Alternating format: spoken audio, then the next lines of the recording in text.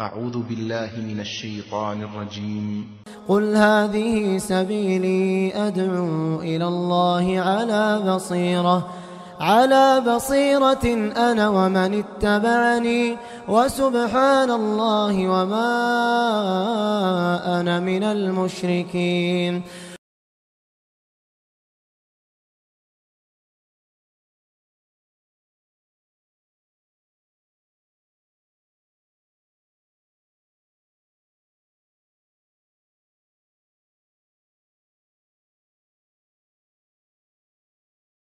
إن الحمد لله نحمده ونستعينه ونستغفره ونعوذ بالله من شرور أنفسنا ومن سيئات أعمالنا من يهده الله فلا مضل له ومن يضلله فلا هادي له وأشهد أن لا إله إلا الله وحده لا شريك له وأشهد أن محمدا عبده ورسوله. يا أيها الذين آمنوا اتقوا الله حق تقاته ولا تموتن إلا وأنتم مسلمون. يا أيها الناس اتقوا ربكم الذي خلقكم من نفس واحدة وخلق منها زوجها وبث منهما رجالا كثيرا ونساء واتقوا الله الذي تساءلون به والأرحام إن الله كان عليكم رقيبا. يا أيها الذين آمنوا اتقوا الله وقولوا قولا سديدا يصلح لكم أعمالكم ويغفر لكم ذنوبكم ومن يطع الله ورسوله فقد فاز فوزا عظيما. أما بعد فإن خير الحديث كتاب الله وخير الهدي هدي محمد صلى الله عليه وسلم وشر الأمور محدثاتها وكل محدثة بدعة وكل بدعة ضلالة وكل ضلالة في النار. قال الله عز وجل: أيود أحدكم أن تكون له جنة من نخيل وأعناب تجري من تحتها الأنهار له فيها من كل الثمرات وأصابه الكبر وله ذرية ضعفاء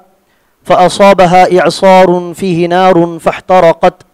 كذلك يبين الله لكم الآيات لعلكم تتفكرون. محترم حضرات اور پردہ نشین ماؤں اور بہنوں، خطبہ مسنونہ کے بعد سورہ بقرہ کی ایک آیت کریمہ میں نے آپ کے سامنے تلاوت کی، جس میں اللہ تبارک و تعالی ہم سے سوال کرتا ہے: ایود احدکم، کیا تم میں سے کوئی یہ چاہے گا کہ اس کے لیے کھجور اور انگور کے باغات ہوں؟ یعنی بڑی محنت کے ساتھ، لگن کے ساتھ اس نے کھجور اور انگور کے باغات تیار کیے. تجری من تحتها الانہار، اس باغ میں یا ان باغات میں نہریں بھی دوڑ رہی ہیں، ندیاں بھی بہہ رہی ہیں. لہو فیہا من کل الثمرات، ان باغات میں ہر قسم کے پھل میسر ہیں. وَأَصَابَهُ الْكِبَرُ، جس نے یہ باغات تیار کیے بڑی محنت کے ساتھ، لگن کے ساتھ، جب وہ بوڑھا ہو جاتا ہے، وَلَهُ ذُرِّيَّةٌ ضُعَفَاء، اور اس کے چھوٹے چھوٹے بچے ہوتے ہیں جو کما کر اس کو کھلا نہیں سکتے، باپ کی خدمت نہیں کر سکتے، ابھی وہ چھوٹے ہیں. ایسے میں جب وہ ان باغات سے کما کر کھانے کی امید لگا بیٹھتا ہے، کیونکہ ہم جانتے ہیں کہ ایک باغ تیار کرنے کے لیے 10 سے 20 سال لگ جائیں گے، 10 سے 20 سال لگ جائیں گے، تب جا کر وہ باغ پھل دینا شروع کرے گا، فائدہ دینا شروع کرے گا. جب ان باغات سے وہ فائدہ اٹھانا چاہتا ہے تو ہوتا کیا ہے؟ فَأَصَابَهُ الْكِبَرُ وَلَهُ ذُرِّيَّةٌ ضُعَفَاء فَأَصَابَهَا إِعْصَارٌ فِيهِ نَارٌ فَاحْتَرَقَتْ، اچانک سے تیز تند آندھی آتی ہے جس میں آگ ہوتی ہے اور پورے باغات کو تباہ و برباد کر دیتی ہے. تو اللہ تبارک و تعالیٰ پوچھتا ہے کیا اس طرح ہونا تمہیں پسند ہے؟ تم چاہو گے کہ تمہاری زندگی میں اس طرح ہو؟ تو ایک بندہ بڑی محنت کے ساتھ باغات تیار کرے، 10-20 سال کے بعد ان باغات سے فائدہ اٹھانے کی وہ امید لگا بیٹھتا ہے، ایسی حالت میں کہ جب وہ اور محنت نہیں کر سکتا، بوڑھا ہو چکا ہے، محنت کرنے کا، عمل کرنے کا موقع نہیں، اور اس کے بچے بھی اس کی کوئی مدد نہیں کر سکتے، ابھی وہ چھوٹے ہیں. ایسے میں باغات تباہ و برباد ہو جائیں گے تو ذرا سوچئے کہ اس بندے کی کیفیت، حالت کیا ہوگی، کتنا وہ گھاٹے میں ہوگا، کتنا وہ پشیمان ہوگا. 10-20 سال کی محنت چھوڑیے، عورتیں 1 گھنٹہ لگا کر کھانا پکائیں اور وہ کھانا جل جائے، ذرا سوچئے کہ کتنا دل بیزار ہو جائیں گے۔ اگر ہم میں سے کوئی ایک آدھا گھنٹہ یا 1 گھنٹہ سسٹم میں بیٹھ کر کچھ ٹائپ کر لیں اور سیو کرنا بھول جائیں، آدھے گھنٹے کی محنت رائے گاہ چلی جائے، بیکار چلی جائے، تو ذرا سوچئے کہ ہمارا دل و دماغ کیا ہوگا اس وقت۔ تو یہ چھوٹی چھوٹی مثالیں ہیں یہ بات سمجھنے کے لیے کہ بندہ محنت کرتا ہے تو محنت کا وہ پھل دیکھنا چاہتا ہے، جب محنت برباد ہوتے دیکھتا ہے تو بڑا بیزار ہو جاتا ہے، اس کا دل ٹوٹ جاتا ہے، وہ بڑا گھاٹے میں ہوتا ہے۔ ایسے میں ذرا سوچئے کہ زندگی بھر ہم عمل کرتے ہیں، نیکیاں کرتے ہیں، اور ہمارے چند گناہوں کی وجہ سے زندگی بھر کی نیکیاں، زندگی بھر کی عبادتیں، زندگی بھر کے حسنات برباد ہو جائیں، کل قیامت کے دن رائے گاہ ہو جائیں، وہاں پر اور محنت کرنے کا موقع نہیں، عمل کرنے کا کوئی موقع نہیں، اور وہاں ہمارے لیے کوئی رشتہ دار مدد بھی نہیں کر سکتے، دوست و احباب مدد بھی نہیں کر سکتے۔ ایسے موقع پر جب اللہ تبارک و تعالیٰ کہے کہ تمہاری تمام تر عبادتیں بیکار جا چکی، تمام تر عبادتوں کو ہم اپنی آنکھوں سے دھول کی مانند اڑتا ہوا دیکھیں، جس کی کوئی وقعت نہ ہو، جس کا کوئی ویٹ نہ ہو، جس کی کوئی حیثیت نہ ہو، ذرا سوچئے کہ اس بندے کی کیفیت حالت کیا ہوگی۔ اللہ کرے کہ دشمن کے لیے بھی ایسی حالت اللہ تبارک و تعالیٰ پیدا نہ کرے۔ تو ہمیں چاہیے کہ ہم عمل کرنے کی فکر کے ساتھ ساتھ ان اعمال کو برباد ہونے سے بچانے کی بھی فکر کریں، کیونکہ ایسے گناہ بندہ بسا اوقات کر لیتا ہے کہ وہ گناہ اس کے تمام عبادتوں کو رائے گاہ کر دیتی ہیں، برباد کر دیتی ہیں، مٹا دیتی ہیں۔ تو ہمیں چاہیے کہ ہم ان تمام گناہوں سے، ایسے اعمال، ایسی حرکتیں یا ایسے گناہ کے کام جو ہماری نیکیوں کو، عبادتوں کو برباد کر دینے والی ہیں، ان سے ہم گریز کریں، دور رہیں، تاکہ ہماری عبادتیں محفوظ رہیں، اللہ تبارک و تعالیٰ کے پاس ہماری ریاضتیں، عبادتیں قابل قبول پائیں، اور اس کا اجر و ثواب ہم پروردگار کے پاس حاصل کریں۔ ان گناہ کے کاموں کو جو ہماری نیکیوں کو برباد کر دیتے ہیں، اہل علم، علماء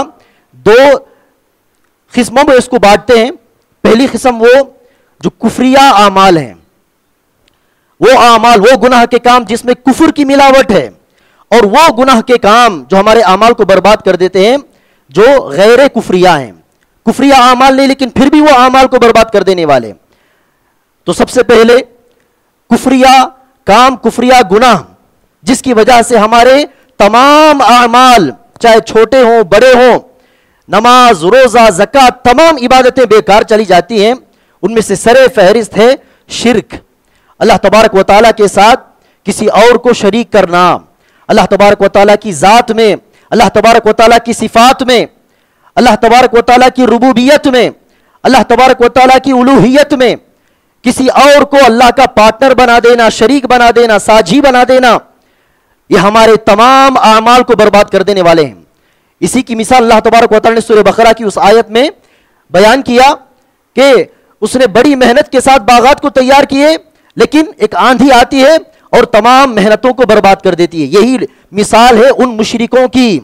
یا ان اہل بدعت حضرات کی جو زندگی بھر عبادت کرنے میں محنت کرتے ہیں، اخلاص للہیت کے ساتھ بھی محنت کریں گے، عبادت کریں گے، لیکن شرک کی ملاوٹ کی وجہ سے یا بدعتوں کی وجہ سے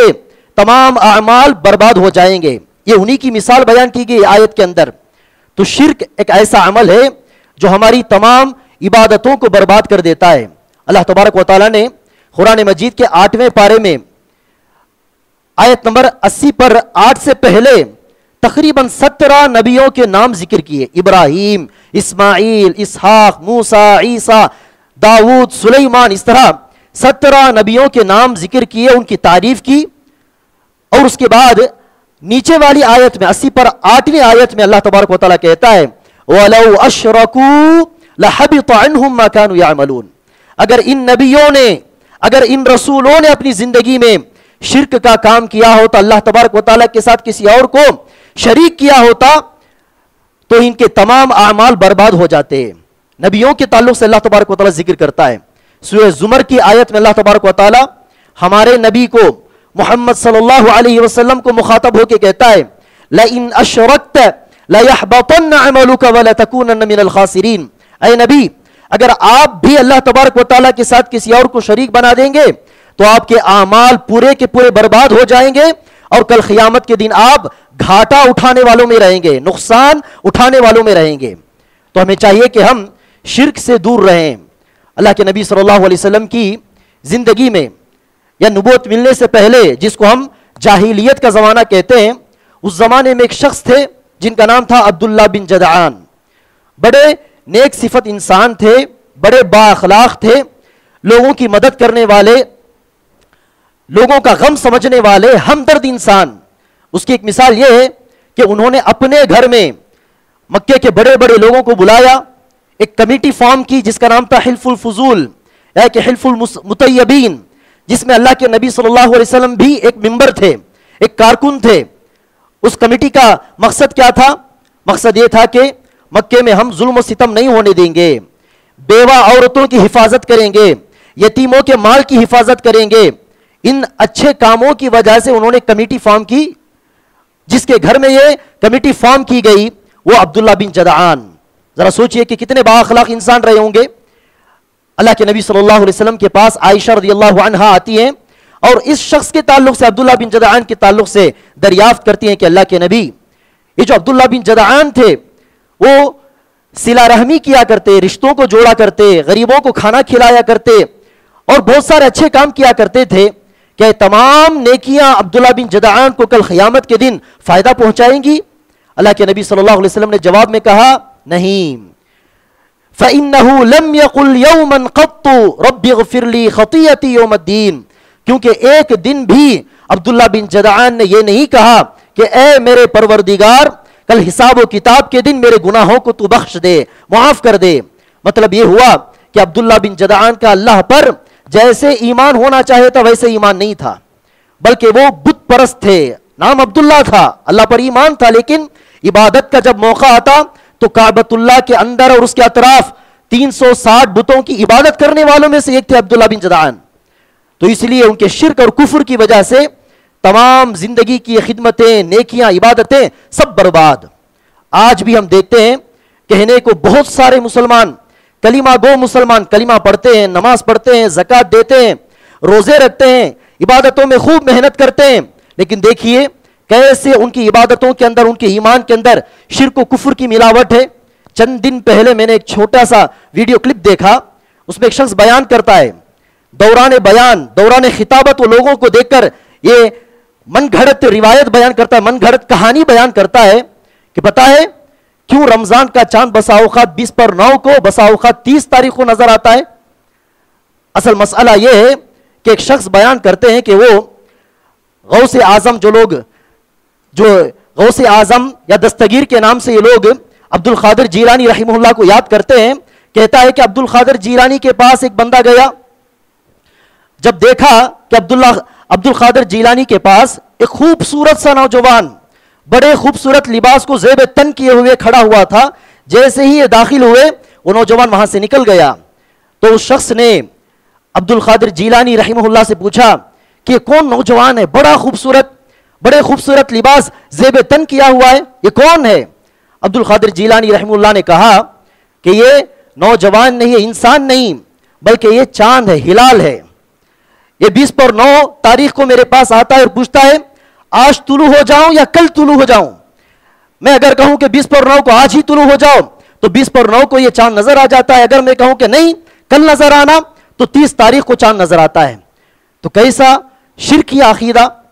یہ بندہ بیان کرتا ہے, خطابت کے دوران یہ من گھڑت کہانی بیان کرتا ہے, لیکن بیٹھے ہوئے کسی مسلمان کو غیرت نہیں آتی, شرک کے خلاف کوئی آواز نہیں اٹھاتا, توحید کے لیے کوئی اپنے غصے کا اظہار نہیں کرتا, بلکہ تمام لوگ مزے لے لے کر عبد القادر جیلانی رحمہ اللہ کے لیے واہ واہ کہتے ہوئے بیان کو سنتے ہیں. تو ایسے شرکیہ عقیدوں کی ملاوٹ آج بہت سارے مسلمانوں کے عقیدے میں. کہنے کو ہندوستان کے اندر 20 کروڑ سے زیادہ مسلمان ہیں, لیکن ذرا سوچئے کہ کتنے مسلمانوں کا عقیدہ صحیح ہوگا, توحید کی بنیاد پر ہوگا, شرک کی ملاوٹ سے پاک ہوگا. بالکل 10% یا 7-8% مسلمانوں کا عقیدہ, میجارٹی مسلمانوں کا عقیدہ شرک کی ملاوٹ کے ساتھ ہے, کفر کی ملاوٹ کے ساتھ ہے. تو ہمیں ہوشیار ہو جانا چاہیے. شرک یا عقیدہ, کفری عقیدہ ہمارے تمام اعمال کو تباہ و برباد کر دینے والا عقیدہ ہے۔ دوسرے نمبر پر اللہ تبارک و تعالیٰ کی نازل کردہ قوانین کو یا اللہ تبارک و تعالیٰ کے نازل کردہ احکام میں سے کسی حکم کو ٹھکرا دینا، اس کا انکار کرنا یا کہ اس کو ناپسند کرنا، اس کی تکذیب کرنا، یہ بھی ہمارے تمام اعمال کو برباد کر دینے والے۔ آج بعض مسلمان ہیں، مسلمانوں میں سے بعض ایسے ہیں جو اگر کوئی بندہ ان کے پاس جا کر یہ کہنے لگے کہ سودی لین دین سے بچو، سود سے بچو، سود بہت بڑا گناہ ہے، انسان کو برباد کر دینے والا گناہ ہے، معاشرے کو برباد کر دینے والا گناہ ہے، تو بعض مسلمان یہ کہتے ہیں ارے بھائی وہ پرانے زمانے کا حکم ہے، پرانے زمانے کا قانون ہے، اس زمانے میں 1400 سال کے پہلے کے زمانے میں یہ حکم قابل عمل تھا، آج بغیر سود کے کوئی کام ہو ہی نہیں سکتا، سود کے بغیر آج زندگی گزارنا ناممکن ہے۔ تو گویا کہ وہ یہ کہنا چاہتا ہے کہ سود کے تعلق سے جتنے بھی قرآن و حدیث کے احکام ہیں وہ آج کے لیے امپلیمنٹ کے قابل نہیں، قابل عمل نہیں۔ گویا کہ اللہ تبارک و تعالیٰ کے احکام میں سے بعض احکام ایسے ہیں جو ایک زمانے کے حد تک وہ قابل عمل تھے، اس کے بعد قابل عمل نہیں۔ آج ان اعمال کو، ان احکام کو عمل میں لانا ناممکن سی بات ہے۔ ایسی باتیں بعض مسلمان حضرات کہتے ہیں۔ تو اللہ تبارک و تعالیٰ کی نازل کردہ احکام کو ٹھکرا دینا، ان کی تکذیب کرنا، ان کو جھٹلانا، یا کہ بعض احکام کو ناپسند کرنا، کراہت کا اظہار کرنا احکام کے تعلق سے، اللہ کے قوانین کے تعلق سے، یہ بھی ہمارے تمام اعمال کو برباد کر دینے والا عقیدہ۔ سورہ محمد کی ایک آیت کریمہ میں اللہ تبارک و تعالیٰ ارشاد فرماتا ہے ذَلِكَ بِأَنَّهُمْ كَرِهُوا مَا أَنزَلَ اللَّهُ، ان لوگوں نے اللہ تبارک و تعالیٰ کی نازل کردہ کتاب کو یا کہ نازل کردہ احکام میں سے بعض کو ناپسند کیا، کراہت کا اظہار کیا، فَأَحْبَطَ أَعْمَالَهُمْ، تو اللہ تبارک و تعالیٰ نے ان کے اعمال کو برباد کر دیا۔ تو ہمیں چاہیے کہ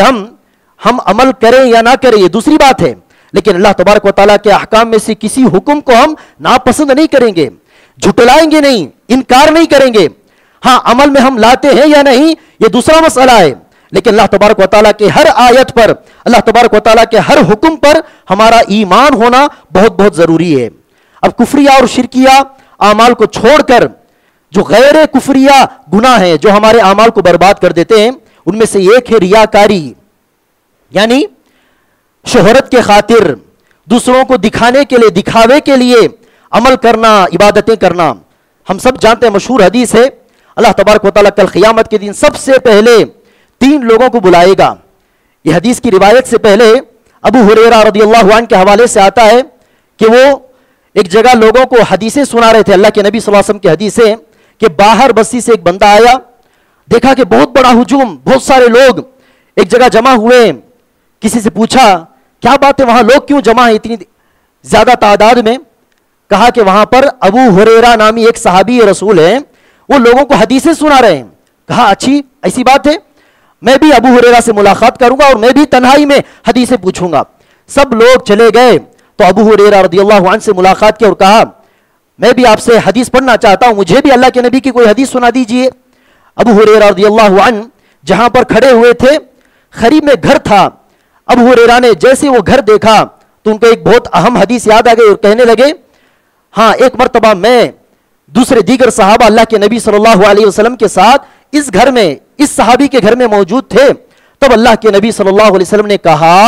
اس طرح کہنا ہی تھا کہ ابو ہریرہ بے ہوش ہو کر گر پڑے۔ لوگوں نے اٹھایا، پھر حدیث بیان کرنا شروع کیا کہ بے ہوش ہو کر گر پڑے 3 سے 4 مرتبہ۔ پھر اس کے بعد ابو ہریرہ خود کو سنبھالا اور حدیث بیان کی۔ یہی وہ حدیث ہے، مشہور حدیث، اللہ کے نبی صلی اللہ علیہ وسلم نے کہا کل قیامت کے دن سب سے پہلے اللہ تبارک و تعالیٰ 3 لوگوں کو بلائے گا اور پوچھ تاچھ کرے گا، حساب و کتاب۔ ایک عالم دین جس نے لوگوں کو دین کی باتیں پڑھائیں، سکھائیں، اور ایک لوگوں کی مدد کرنے والا، صدقات و خیرات دینے والا، اور ایک جس نے اپنی جان کو میدان کارزار میں قربان کر دیا۔ 3 لوگوں کو اللہ بلائے گا اور پوچھ تاچھ کرے گا، پوچھے گا کہ میں نے تم کو علم دیا، میں نے تمہیں مال و دولت سے نوازا، میں نے تم کو بہادری سے نوازا، طاقت سے نوازا، تو نے میرے لیے کیا کیا؟ تینوں کا جواب یہ ہوگا کہ تیرے لیے میں نے لوگوں کو دین کا علم سکھایا، تیرے خاطر میں نے لوگوں کی مدد کی، تیرے خاطر میں نے اپنی جان کو قربان ہی کر دیا۔ اللہ تبارک و تعالیٰ کہے گا نہیں، تم نے یہ اعمال اس لیے کیے تاکہ لوگ تمہیں دیکھ کر بہت بڑا عالم کہہ کر تعریف کرے، بہت بڑا جواد، لوگوں کی مدد کرنے والا سخی کہہ کر تعریف کرے، لوگ تمہیں دیکھ کر بہت بڑا بہادر شہید کہہ کر تمہاری تعریف کرے۔ یہ تعریف، یہ شہرت تو تمہیں دنیا ہی میں مل چکی، تمہارا بدلہ تمہیں دنیا میں مل چکا، یہاں تمہارے لیے کوئی چیز نہیں۔ یہ کہہ کر اللہ تبارک و تعالیٰ ان تینوں کے ذریعے سب سے پہلے جہنم کی آگ کو بھڑکائے گا۔ ذرا غور کیجئے، تینوں کے تینوں اعمال میں بہت بڑے اعمال ہیں۔ لوگوں کو علم سکھانا یہ نبیوں کا کام ہے، انبیاء کرام کا کام ہے، دین کا علم لوگوں تک پہنچانا، لوگوں کو اللہ کے ساتھ جوڑنا، انبیاء کرام کا مشن۔ اور صدقات و خیرات، انسان کے نزدیک سب سے زیادہ محبوب چیز یہ پیسہ ہے، یہ دولت ہے۔ دولت کو کسی نے اللہ کی راہ میں خرچ کر دیا ہے تو گویا وہ نیکی کے بہت بلند حصے تک پہنچ گیا۔ اور اسی طرح اپنی جان کو قربان کر دینا، اس سے بڑھ کر تو کوئی عمل ہی نہیں۔ لیکن تینوں کی تینوں اعمال تین کبیرہ گناہوں میں تبدیل ہو گئے۔ ایسا نہیں کہ برباد ہو گئے، اللہ نے بس ایسے چھوڑ دیا، نہیں، بلکہ وہ تینوں کے تینوں اعمال بالکل اس کا الٹا بڑے کبیرہ گناہوں میں تبدیل ہو گئے۔ وجہ کیا؟ اخلاص للہیت کی بنیاد پر عمل کرنے کے بجائے ریاکاری کی بنیاد پر، دکھاوے کے لیے، شہرت کے خاطر، لوگوں کی تعریف سننے کے لیے کیا تو نیکیاں بالکل کبیرہ گناہ میں تبدیل ہو گئے۔ تو یہ ریاکاری ہمارے اعمال کو برباد کر دینے والا گناہ ہے۔ ایک صحابی رسول اللہ کے نبی صلی اللہ علیہ وسلم کے پاس آتے ہیں، پوچھتے ہیں اللہ کے نبی، ایک بندہ اللہ کے لیے جنگ کرتا ہے لیکن دو مقصد کے خاطر، ایک جنگ کرنے کے بعد اللہ تبارک و تعالیٰ کے پاس اجر و ثواب حاصل کرنا، اور عین اسی وقت لوگوں کے زبانی اچھی بات سننا، تعریف سننا، الاجر والذکر کہا، لوگوں کے زبانی تعریف سننے کے لیے اور اجر و ثواب حاصل کرنے کے لیے۔ دونوں مقصد کے ساتھ کوئی اللہ کی راہ میں جہاد کرے تو اس کا بدلہ کیا ہوگا؟ اللہ کے نبی نے کہا لا شیء لہ، اس کے لیے کوئی اجر و ثواب نہیں۔ صحابی رسول نے دوبارہ وہی سوال کیا، اللہ کے نبی نے وہی جواب دیا، 3 مرتبہ وہی سوال دہراتے، اللہ کے نبی 3 مرتبہ وہی جواب دہراتے اور کہتے ہیں کہ اللہ تبارک و تعالیٰ صرف وہی اعمال قبول کرتا ہے جو خالصا لوجہہ، جو اللہ تبارک و تعالیٰ کے لیے خالص کیے گئے ہوں، اللہ تبارک و تعالیٰ کی رضامندی کے لیے، کل قیامت کے دن نیکی کو حاصل کرنے کے لیے، اللہ تبارک و تعالیٰ کے خوف کی بنیاد پر یہی اعمال اللہ کے پاس قابل قبول ہیں۔ 99% اللہ تبارک و تعالیٰ کے لیے عمل ہو اور 1% شہرت کے لیے ہو، ریاکاری کی بنیاد پر ہو، تب بھی وہ عمل برباد ہے۔ 99% اخلاص کے ساتھ 1% ریاکاری، شرک کی ملاوٹ ہو جائے، چھوٹے شرک کی، تو وہ عمل برباد ہے، اس کی نیکیاں برباد ہیں۔ تو ہمیں چاہیے کہ ہم ریاکاری سے بھی دور رہیں۔ اور اگلے نمبر پر عبادت کی بنیاد پر تکبر کرنا، عبادت، اپنی نیکیاں، اپنے اخلاق، اپنے حسنات کی بنیاد پر تکبر کرنا، یہ بھی ہماری عبادتوں کو برباد کر دینے والا عمل۔ اللہ کے نبی صلی اللہ علیہ وسلم نے بنی اسرائیل کے 2 شخصوں کے تعلق سے یہ بات بیان کی کہ ان میں سے ایک شخص بہت بڑا گنہگار تھا، ہر دن گناہ میں اپنے ایام کو گزارا کرتا تھا، اور دوسرا بندہ عبادت میں اجتہاد کرنے والا، عبادت میں مجاہدہ کرنے والا، محنت کرنے والا۔ ہمیشہ وہ دوسرا شخص، نیک بندہ، اس گنہگار بندے کی اصلاح کرنے کی کوشش کرتا، بار بار اسے گناہ کے کام سے روکتا، کہتا کہ اللہ سے ڈرو، عبادت کیا کرو، نیکی کے کام کیا کرو۔ ایک مرتبہ یوں ہوا کہ وہ گناہ کے کام سے روکنے کے لیے آ گیا تو گنہگار بندہ غصہ ہو گیا اور کہنے لگا کیا تمہیں اللہ تبارک و تعالیٰ نے مجھ پر مسلط کر دیا ہے؟ ہر گناہ کا کام کرتے وقت تم آ جاتے اور مجھے روکنے کی کوشش کرتے ہو، کیا تمہیں مجھ پر اللہ تبارک و تعالیٰ نے مسلط کر دیا؟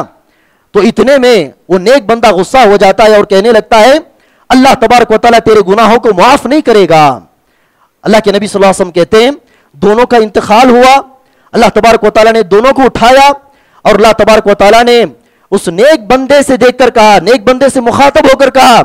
من الذی یتألی علی الا اغفر لفلان، میں فلاں بندے کے گناہوں کو معاف نہ کروں، اس طرح کہہ کر میرے اور میرے بندے کے درمیان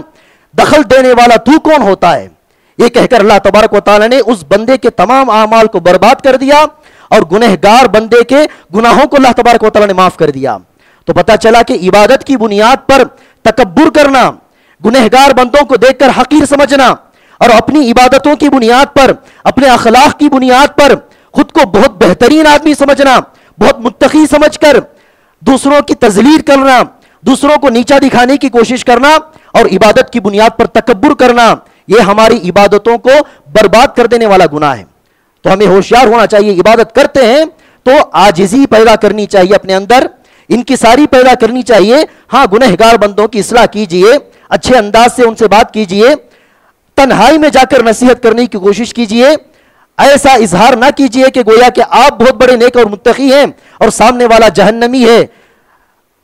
جہنم کی آگ میں رسید ہونے والا انسان ہے۔ اس طرح اظہار کرنا، تکبر کرنا ہمارے اعمال کو برباد کر دیتا۔ ابو ہریرہ رضی اللہ عنہ اس حدیث کی روایت کے بعد کہتے ہیں کہ اللہ تبارک و تعالیٰ کی قسم، اس بندے نے صرف ایک جملہ کہا، غلط بات اپنی زبان سے نکالی اور اللہ تبارک و تعالیٰ نے اس کے تمام اعمال کو برباد کر دیا۔ کتنا بڑا گھاٹا، کتنا بڑا خسارہ، یہ صرف ایک جملے کی بنیاد پر جہنم رسید ہو گیا، صرف ایک جملے کی بنیاد پر اس کی محنتیں برباد ہو گئیں۔ اب چلیے اگلے نمبر پر،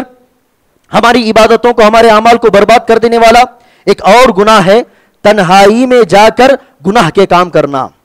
لوگوں کے سامنے ہم بڑے نیک ہوتے ہیں، متقی ہوتے ہیں، پرہیزگار ہوتے ہیں، تنہائی میں چلے جاتے ہیں، اندھیری کھوٹری میں، اکیلے تنہا کسی روم میں، رات کے اندھیرے میں، اور وہاں جا کر ہم گناہ کے کام کرنے لگتے ہیں۔ تو یہ بھی یعنی دغلاپن، لوگوں کے سامنے نیک بننا اور تنہائی میں جا کر برا بن جانا، یہ دغلاپن ہمارے اعمال کو برباد کر دینے والا گناہ ہے۔ اللہ کے نبی صلی اللہ علیہ وسلم نے کہا کہ کل قیامت کے دن ایک بندہ کامثال جبال تہامۃ، تہامہ نامی بستی کے اندر جو بڑے بڑے پہاڑ ہوتے ہیں، بلند بلند پہاڑ، ان پہاڑوں کی مانند نیکیاں لے کر آئے گا، نماز روزہ کہہ کر بہت ساری نیکیاں لے کر آئے گا، لیکن اللہ تبارک و تعالیٰ پہاڑوں کی مانند ان نیکیوں کو چند سیکنڈ میں اڑ کر جانے والے دھول کی مانند بنا دے گا، اس کی کوئی حیثیت نہیں ہوگی۔ اس نے ایسا کیا گناہ کر لیا؟ اللہ کے نبی صلی اللہ علیہ وسلم نے کہا یہ وہ شخص ہے یا کہ یہ وہ لوگ ہیں جو لوگوں کے ساتھ مجلس میں ہوتے ہیں، لوگوں کے درمیان ہوتے ہیں تو بڑے متقی ہوتے ہیں، بڑے پرہیزگار ہوتے ہیں، جیسے ہی وہ تنہائی میں جاتے ہیں، اذا خلو بمحارم اللہ انتہکوها، تنہائی میں جا کر اللہ تبارک و تعالیٰ کی حرمتوں کو پامال کر دیتے ہیں، اللہ تبارک و تعالیٰ کی حرام کردہ چیزوں کو انجام دینے لگتے ہیں۔ ذرا سوچئے کہ لوگوں سے ہم ڈر کر گناہ کے کام سے دور رہتے ہیں، لیکن تنہائی میں جا کر اللہ تبارک و تعالیٰ کا ڈر ہمارے دل میں، ہمارے دل و دماغ میں اللہ کا خوف نہیں پیدا ہوتا، تو یہ کتنی بری بات ہے۔ ابن عباس رضی اللہ عنہما کہتے ہیں کہ تم نے کوئی گناہ کا کام کر لیا، اس سے کہیں زیادہ بری بات یہ ہے کہ گناہ کا کام کرتے ہوئے ہوا چلے اور اسکرین جو ہے، پردہ جو ہے ہلنے لگے، پردہ جیسے ہی ہلنے لگے اور تم اسے دیکھ کر ڈر جاؤ،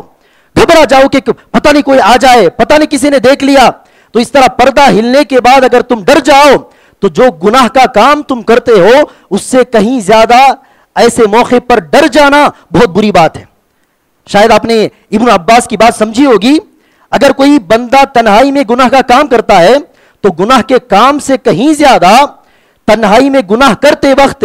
ہوا کی وجہ سے پردہ ہل جائے، ہوا کی وجہ سے دروازہ جو ہے ہلنے لگے اور اس آواز سے ہم ڈر جائیں، تو یہ کس بات کی علامت ہے؟ ہمارے دل میں اللہ کا کوئی خوف نہیں، بندوں کا ڈر،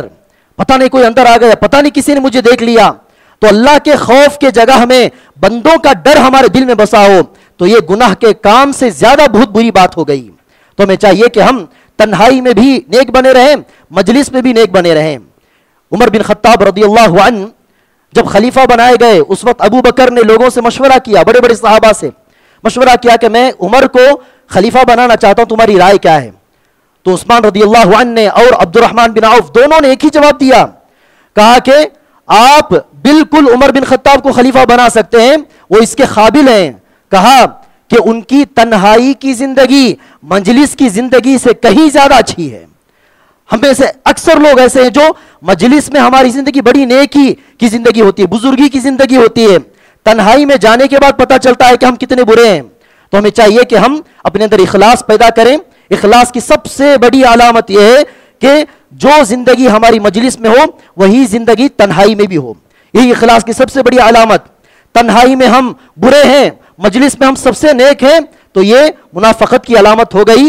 اخلاص اور خلوص کے نہ ہونے کی علامت ہو گئی۔ تو اور بھی بہت سارے گناہ کے کام ایسے ہیں جو ہمارے اعمال کو برباد کر دیتے ہیں۔ ہم یہ نہ سمجھیں کہ صرف شرک سے اعمال برباد ہوتے ہیں، کفر سے اعمال برباد ہوتے ہیں، ایسی بات نہیں، بلکہ اب جو گناہ کے کام میں نے ذکر کیے ان کی بنیاد پر بھی، اور اسی طرح عصر کی نماز کوئی چھوڑ دے اس کے اعمال برباد، نیکی کا کام کر کے کسی سے کہہ کر بتائے، احسان جتلائے تب بھی اعمال برباد۔ تو ان تمام گناہ کے کاموں سے دور رہ کر اپنے اعمال کی حفاظت کرنا ہماری ذمہ داری ہے، اسی میں ہماری خیر و بھلائی ہے۔ اللہ تبارک و تعالیٰ سے دعا ہے کہ اللہ تبارک و تعالیٰ ہم تمام کو نیکی کے کام زیادہ سے زیادہ کرنے کی توفیق عطا فرمائے، اور نیکی کے کام کر لینے کے بعد ان کی حفاظت کرنے کی، اعمال کو برباد کرنے والے گناہوں سے گریز کرنے کی توفیق عطا فرمائے، آمین۔ اللہ تبارک و تعالیٰ سے دعا ہے کہ اللہ تبارک و تعالیٰ ہم تمام کو صحیح عقیدے کی بنیاد پر، توحید پر جمے رہتے ہوئے نبی اکرم صلی اللہ علیہ وسلم کے بتائے ہوئے طریقے کے مطابق آخری لمحے تک زندگی گزارنے کی توفیق عطا فرمائے۔ اقول قولی هذا واستغفر الله لي ولكم ولسائر المسلمين من كل ذنب فاستغفروه انه هو الغفور الرحيم۔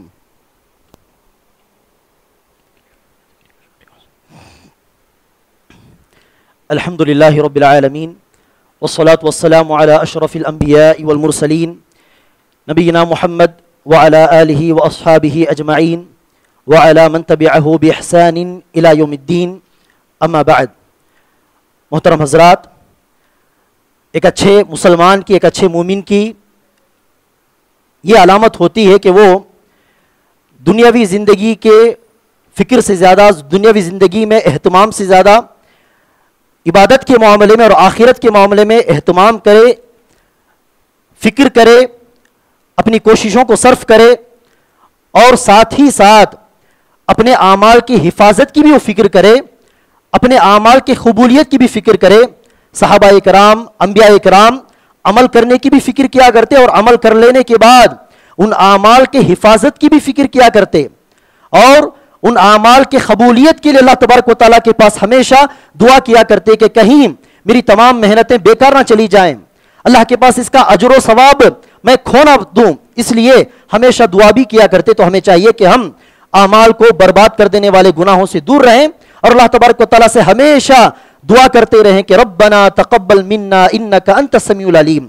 اے میرے پروردگار، اے ہمارے پروردگار، ہماری عبادتوں کو قبول فرما، تو بے شک دعاؤں کو سننے والا ہے، اور ہمیں ہمارے اعمال کو، ہماری حرکتوں کو خوب جاننے والا ہے۔ اللہ تبارک و تعالیٰ ہم تمام کو کہنے سننے سے زیادہ عمل کرنے کی توفیق عطا فرمائے، آمین۔